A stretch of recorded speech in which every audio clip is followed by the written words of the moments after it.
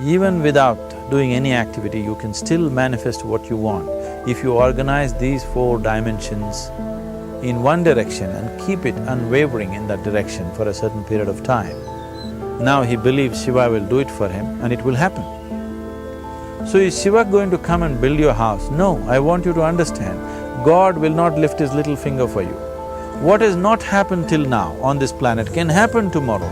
Human beings are capable of making it happen tomorrow.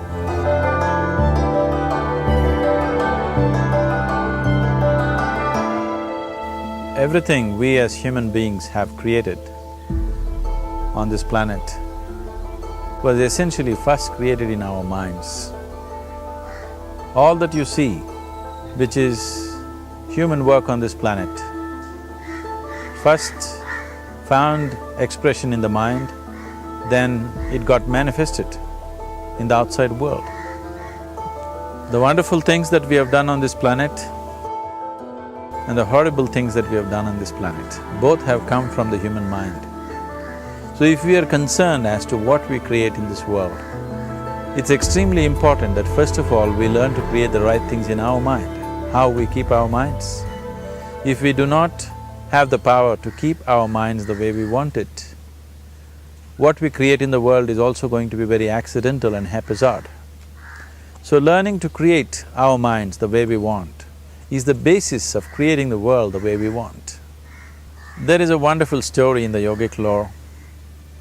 On a certain day, a man took a walk. He went for a long walk. Accidentally, unawares, he walked into paradise. Fortunate, isn't he?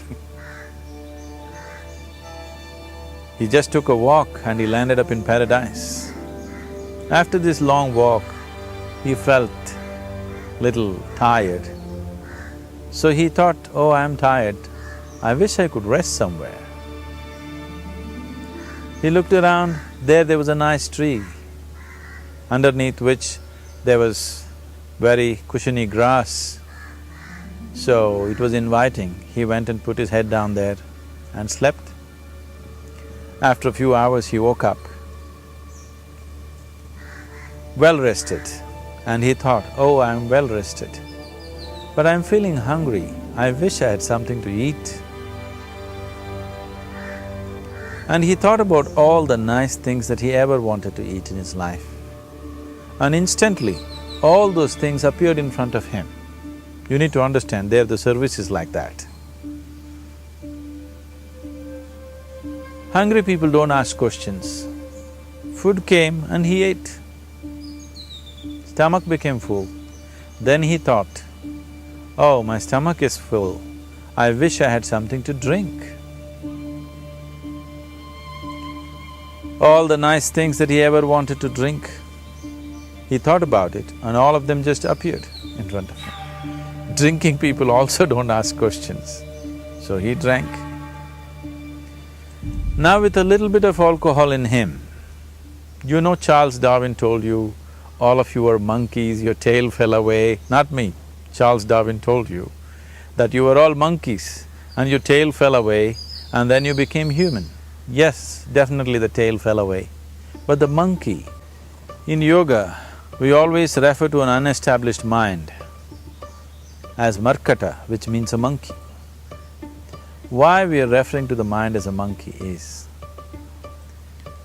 what are the qualities of a monkey? One thing about a monkey is, it's unnecessary movement. And another thing about the monkey is, if I say you're monkeying somebody, what does it mean? Imitation. Monkey and imitation have become synonymous. So these two essential qualities of a monkey are very much the qualities of an unestablished mind. Unnecessary movement, you don't have to learn it from the monkey, you can teach it to the monkey. And imitation is full-time job of the mind. So when these two qualities are on, a mind is referred to as a monkey. So this monkey became active within him. He just looked around, thought, what the hell is happening here? I asked for food, food came. I asked for drink, drink came. There must be ghosts around here. and ghosts came. Oh, the ghosts have come, they're going to surround me and torture me, he thought. Immediately the ghosts surrounded him and started torturing him.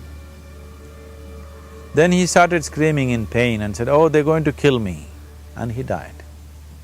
Just now he said he's a fortunate being. The problem is he was sitting under a kalpavriksha or a wishing tree. He asked for food, food came, he asked for drink, drink came, he asked for ghost, ghost came, he asked for torture, torture came, he asked for death, death happened. Now don't go looking for these kalpavrukshas in the forest. You can barely find a tree these days. A well-established mind, a mind which is in a state of samyukti, is referred to as a kalpavriksha. If you organize your mind to a certain level of organization, it in turn organizes the whole system. Your body, your emotion, your energies, everything gets organized in that direction. Once all these four dimensions of you, your physical body, your mind, your emotion and the fundamental life energies are organized in one direction, once you are like this, anything that you wish happens without even lifting a little finger actually. It would help to assist it with activity, but even without doing any activity, you can still manifest what you want if you organize these four dimensions in one direction and keep it unwavering in that direction for a certain period of time. Right now the problem with your mind is, every moment it is changing its direction. It is like you want to travel somewhere and every 2 steps if you keep changing your direction, the question of you reaching the destination is very remote unless it happens by chance. So, organizing our minds and in turn organizing the whole system and these four basic dimensions of who you are right now in one direction, if you do this, you are a kalpavruksha yourself. Anything that you wish will happen. But right now, if you look at your lives, everything that you have wished for till now, if it happens, you have finished. Everything and everybody that you have desired for, if all of that lands up in your house today, could you live with that? Once we're empowered like this, it's very important that our physical action, emotional action, mental action and energy actions are controlled and properly directed. If it is not so, we become destructive, self-destructive. Right now, that is our problem. The technology, which is supposed to make our life beautiful and easy, has become the source of all the problem that we are destroying the very basis of our life, which is the planet. So what should have been a boon, we are making a curse out of it. What has brought incredible levels of comfort and convenience to us in the last 100 years or so has also become a threat to our life simply because we are not conscious action, we are in a compulsive state of action. So organizing our minds fundamentally means moving from a compulsive state of activity to a conscious state of activity. You might have heard of people for whom they asked for something and beyond all expectations it came true for them. Generally this happens to people who are in faith. Now, let's say you want to build a house. If you start thinking, oh, I want to build a house. To build a house I need 50 lakhs, but I have only 50 rupees in my pocket. Not possible, not possible, not possible. The moment you say not possible, you are also saying I don't want it. So on one level, you're creating a desire that you want something, on another level, you're saying I don't want it. So in this conflict, it may not happen. Someone who has some faith in a god or in a temple or whatever, who is simple-minded, faith works only for those people who are simple-minded. Thinking people, people who are too much thinking, for them it never works. A childlike person who has a simple faith in his god or his temple or whatever, he goes to the temple and says, Shiva, I want a house. I don't know how, you must make it for me. Now in his mind there are no negative thoughts. Will it happen? Will it not happen? Is it possible? Is it not possible? These things are completely removed by this simple act of faith. Now he believes Shiva will do it for him and it will happen. So is Shiva going to come and build your house? No, I want you to understand, God will not lift his little finger for you. What you refer to as God is the source of creation. As a creator, he has done a phenomenal job, there's no question about it. Could you think of a better creation than this? Is it in anybody's imagination to think anything better than what is there right now? So as a creator, he has done his job wonderfully well. But if you want life to happen the way you want it, because right now, the very crux of your happiness and your well-being is this. If at all if you're unhappy, the only and only reason why you're unhappy is life is not happening the way you think it should happen. That's all it is. So if life is not happening the way you think it should happen, you're unhappy. If life happens the way you think it should happen, you are happy. It's as simple as that.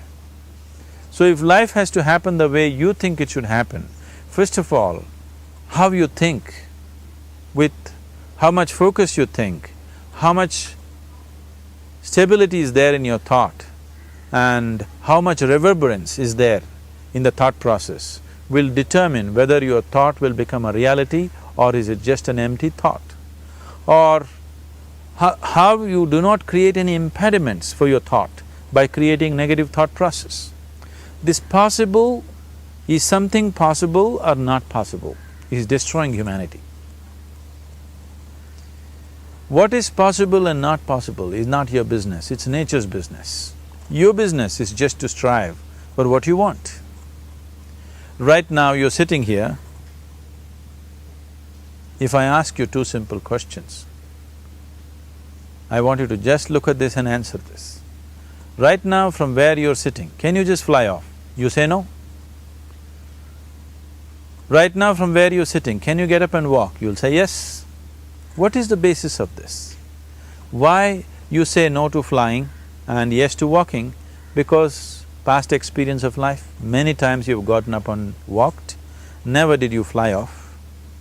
Or in other words, you're using the past experience of life as a basis for deciding whether something is possible or not possible. Or in other words, you have decided that what has not happened till now cannot happen in your life in future. This is a disgrace to humanity and the human spirit.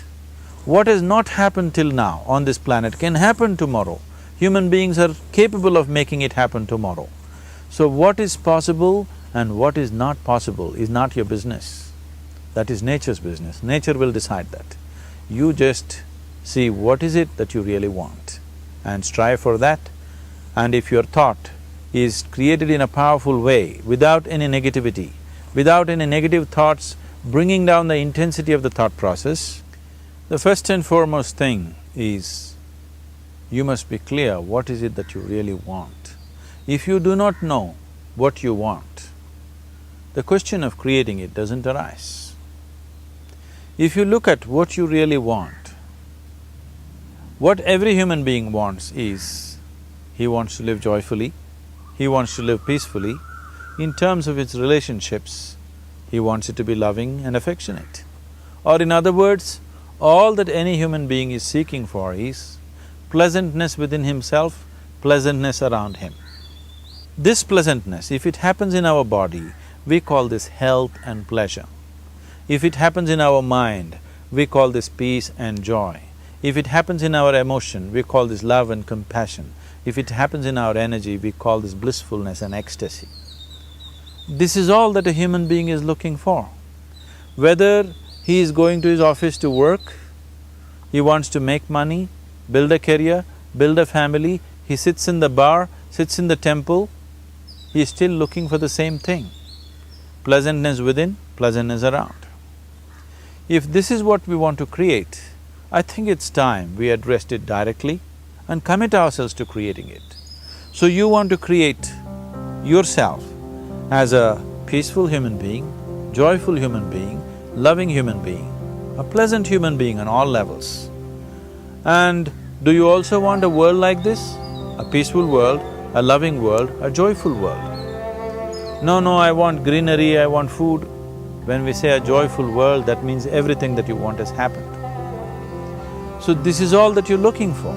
So all that you need to do is commit yourself to creating it, to create a peaceful, joyful and loving world, both for yourself and everybody around you. Every day in the morning, if you start your day with this simple thought in your mind, that today, wherever I go, I will create a peaceful, loving and joyful world. If you fall down 100 times in the day, what does it matter? For a committed man, there is no such thing as failure. If you fall down 100 times, 100 lessons to be learnt. If you commit yourself like this to creating what you really care for, now your mind gets organized. Once your mind gets organized, the way you think is the way you feel, your emotion will get organized. Once your thought and emotion is organized, your energies will get organized in the same direction. Once your thought, emotion and energies are organized, your very body will get organized. Once all these four are organized in one direction, your ability to create and manifest what you want is phenomenal. You are the creator in many ways. That which is the source of creation is functioning within you every moment of your life. It is just that, have you kept access to that dimension or not? Organizing the four basic elements of your life will give you that access. There are tools and techniques